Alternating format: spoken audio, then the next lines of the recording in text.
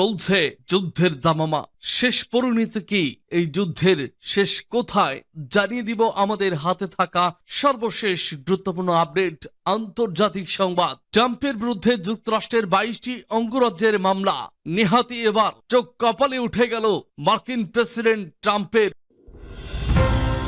জানিয়ে দিব গাজায় যুদ্ধবিরতি কার্যকর আরব ও মুসলিম দেশগুলোর প্রতি যে আহ্বান জানালেন এরদোগান।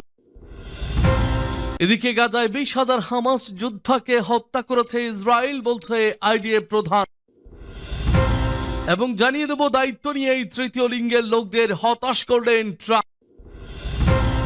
সর্বশেষ জানিয়ে দিব ব্যর্থতা মেনে নিয়ে পদত্যাগ করলেন ইসরায়েলের সেনা প্রধান।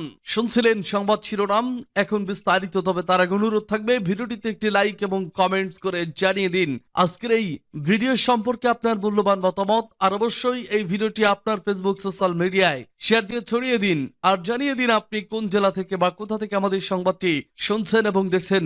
অনুরোধ থাকবে আপনি যদি আমাদের এই চ্যানেলটিতে নতুন হয়ে থাকেন তাহলে অবশ্যই চ্যানেলটি সাবস্ক্রাইব করে পরবর্তী আপডেট সংবাদ পেতে চোখ রাখুন এবিসি বাংলা নিউজে।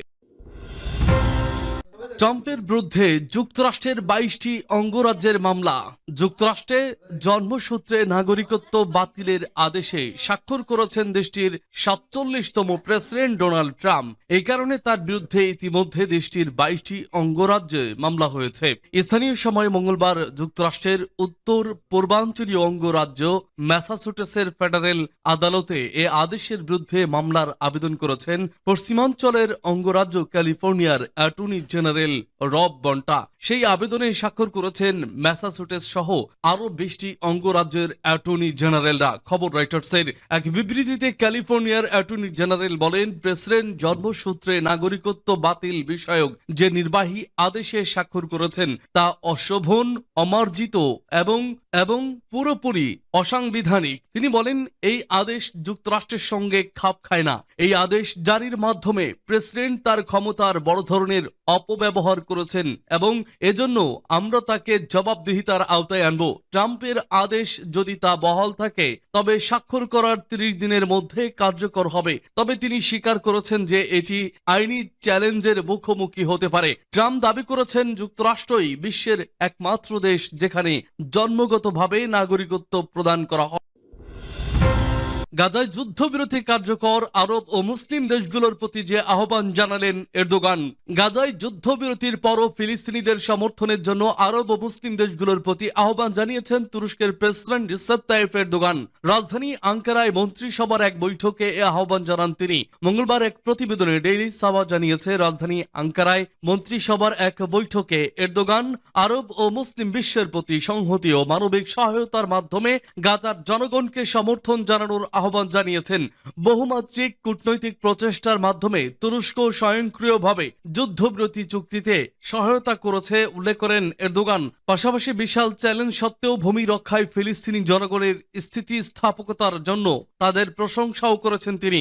এরদোগান কারাগারে বন্দী ফিলিস্তিনিদের সঙ্গে ইসরায়েলের অমানবিক আচরণের বিষয়টিও ইঙ্গিত করে বলেন, ইসরায়েল ও ফিলিস্তিনের মধ্যে জিম্মি বিনিময়ের চিত্র দেখে বোঝা যায় কোন পক্ষ মানুষের জীবন ও মর্যাদাকে মূল্য দেয়। প্রসঙ্গত দীর্ঘ 15 মাসের আগ্রাসনের পর রোববার বহুল কাঙ্ক্ষিত যুদ্ধবিরতি কার্যকর হয়েছে ফিলিস্তিনের অবরুদ্ধ গাজায়। যুদ্ধবিরতির আলোচনায় মধ্যস্থতা করেছে কাতার, মিশর ও যুক্তরাষ্ট্র।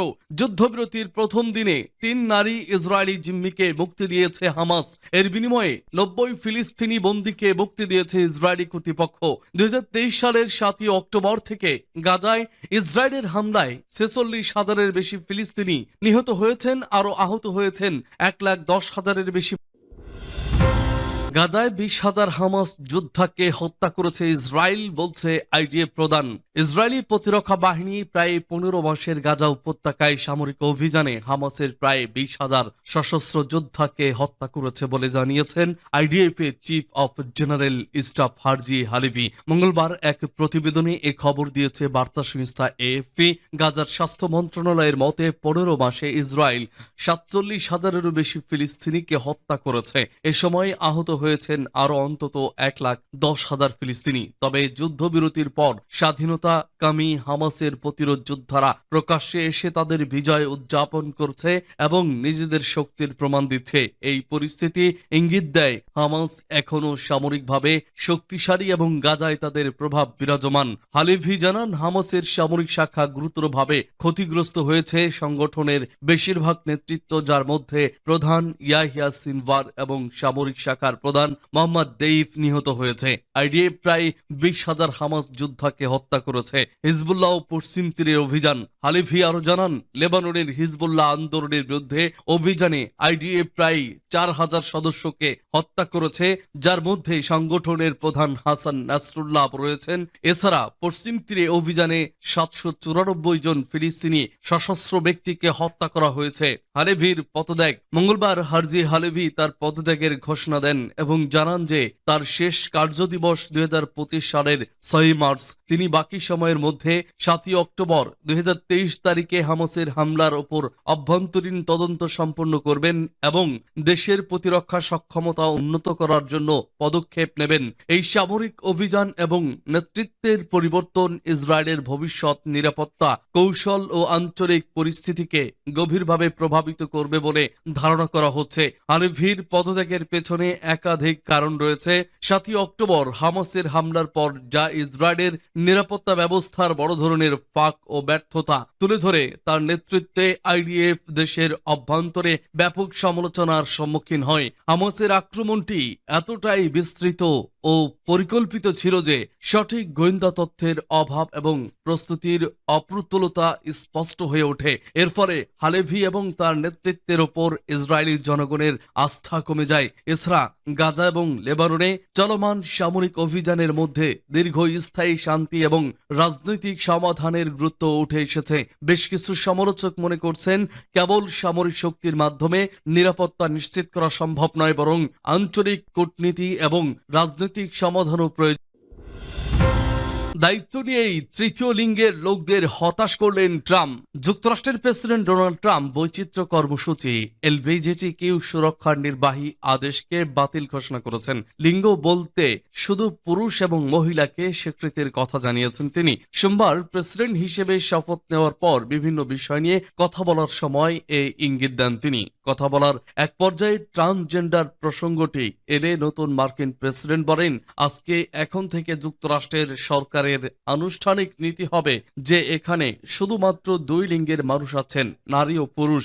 অর্থাৎ যুক্তরাষ্ট্রে এখন থেকে লিঙ্গ হিসেবে শুধুমাত্র নারী ও পুরুষকে স্বীকৃতি দেবে নতুন ট্রাম্প প্রশাসন। 2022 সালে মার্কিনীদের পাসপোর্টে ট্রান্সজেন্ডারদের লিঙ্গ হিসেবে এক্স লেখার সুযোগ দিয়েছিলেন সাবেক প্রেসিডেন্ট জো বাইডেন। হোয়াইট হাউসের দায়িত্ব গ্রহণের পর ট্রাম্প এবার তার নির্বাহী আদেশে লিঙ্গ হিসেবে শুধুমাত্র নারী ও পুরুষকে স্বীকৃতি দিলে এই সুবিধা বন্ধ হয়ে যেতে পারে। এমনটা ঘটলে ট্রান্সজেন্ডারদের জন্য যেসব সরকারি কার্যক্রম রয়েছে সেগুলোতেও অর্থায়ন বন্ধ হয়ে যাবে। গত বছরই নির্বাচনী প্রচারণা চালানোর সময় ট্রাম্প জানিয়ে রেখেছিলেন, নারীদের খেলায় ট্রান্সজেন্ডারদের অংশগ্রহণ নিষিদ্ধ করবেন তিনি। যুক্তরাষ্ট্রে ট্রান্সজেন্ডার সম্প্রদায়ের অ্যাথলেটরা সাধারণত নারীদের ইভেন্টে অংশ নিয়ে থাকেন। টলেডো ইউনিভার্সিটির রাজনীতির অধ্যাপক এবং এলজিবিটিকিউ নীতির বিশেষজ্ঞ জামি টেরর সতর্ক করেছেন, ফেডারেল তহবিলের সঙ্গে জড়িত চিকিৎসা পরিষেবা লিঙ্গ নিশ্চিতকরণে নীতি পরিবর্তনের ফলে তা ঝুঁকিতে পড়তে পারে। ব্যর্থতা মেনে নিয়ে পদত্যাগ করলেন ইসরায়েলি সেনাপ্রধান। ইসরায়েলি প্রতিরক্ষা বাহিনীর প্রধান বা chief of the general staff Herzi Halevi পদত্যাগ করেছেন। ব্রিটিশ বার্তা সংস্থা রয়টার্স মঙ্গলবার এক প্রতিবেদনে এ তথ্য জানিয়েছে।